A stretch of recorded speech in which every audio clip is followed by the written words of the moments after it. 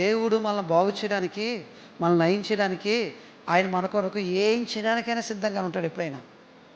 కానీ అలా బాగుపడడానికి, అలా నయం అవడానికి ఆ దేవుడి దగ్గరికి వచ్చి, దేవా ఇదిగో నేను ఇంత పాడైపోవడానికి, ఇంత చెడిపోవడానికి, ఇంత నా జీవితం క్షీణించిపోవడానికి నా అవిధేయతే కారణం, నా అతిక్రమమే కారణం, నా తిరుగుబాటే కారణం. నేను నిన్ను విసర్జించి నిన్ను విడిచిపెట్టి నేను బతికాను. అలా బతికిన నా జీవితంలో నేను కోల్పోవలసినవన్నీ కోల్పోయాను. తిరిగి నన్ను పునరుద్ధరిస్తావా? తిరిగి మళ్ళీ నన్ను రెస్టోరేషన్ చేస్తావా అని ఆయన దగ్గరికి వస్తే నిశ్చయముగా 100కి 200 రెట్లు మళ్ళా తిరిగి దేవుడు నీ పక్షంగా పనిచేయడానికి ఇష్టపడుతున్నాడు. నీ పక్షంగా తన కార్యం చేయడానికి ఇష్టపడుతున్నాడు. మళ్ళా తిరిగి నేను సంపూర్ణమైన ఆరోగ్యవంతునిగా నిలవబెట్టడానికి ఆయన ఇష్టపడుతున్నాడు. అయితే ఇప్పుడు మనం చేయవలసిన పని ఏంటి చెప్పండి?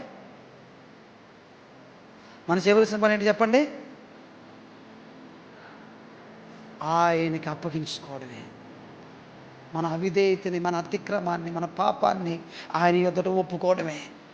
ఎక్కడ దేవుని విషయంలో మనం తప్పిపోయామో, ఎక్కడ దేవునికి వేరైపోయామో, ఎక్కడ దేవుణ్ణి ద్వేషించామో, ఎక్కడ దేవునికి దూరమైపోయామో, దేవా నేను ఇక్కడ చెడిపోయాను, ఇక్కడ నేను పాడైపోయాను, ఇక్కడ నా జీవితం క్షీణించిపోయింది, మళ్ళా తిరిగి నన్ను రెస్టరేషన్ చేయవు ప్రభు, నన్ను పునరుద్ధరించవో ప్రభు, నన్ను నిలవబెట్టవో ప్రభు అని ఆయన వైపు చూస్తే తిరిగి మళ్ళా దేవుడు ఆ యొక్క చెవిటి వాడిని, ఆ నత్తి వాడిని తిరిగి స్వస్థపరిచిన దేవుడు, తిరిగి బాగు చేసిన దేవుడు, తిరిగి నయం చేసిన దేవుడు నీ కుటుంబాన్ని, నిన్ను, నీ బిడ్డలను, నీకు కలిగిన సమస్త విషయంలో కూడా మళ్ళా తిరిగి ఆయన పునరుద్ధరిస్తాడు.